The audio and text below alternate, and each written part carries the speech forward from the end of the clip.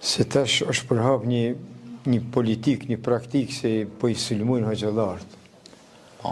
Si njerëz fshitur, njerëz prej Serbisë, prej Rusisë e tjera. Po. Që në një kohë është interesant. Këto e kemi në të shtjellurë mas miri në librin e Ibrahim Kadriut, Misioni Rus.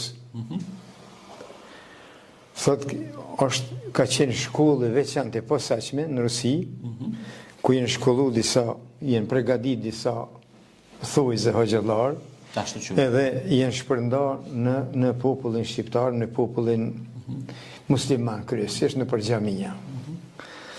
Dhe ata fejen e kanë interpretuar gabimisht, më thonë, të kundit të po. Instruksioneve të pronarëve të tyre. Sigurisht, pra. Mirë tha hoxha, urdhni i parë i Zotit për njerin ju është lexo, mëso, studio, vepra. E tash, në regjimin panslavist, mirë tha hoxha parë se është një prej faktorëve kryesor ka qenë mos shkollimi i masës popullore. Do më thonë, shqiptarë muqi, tuqi, në dajda uqi. Shqiptarin mundoje, rrehe, edhe më se le me mësu.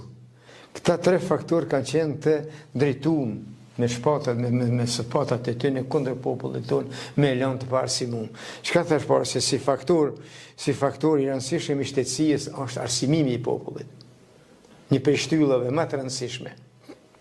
E këto ata e kanë ditë dhe gjithmonë e kanë pas këtë sulmi mbi popullin tonë, mos me arsimu popullin tonë.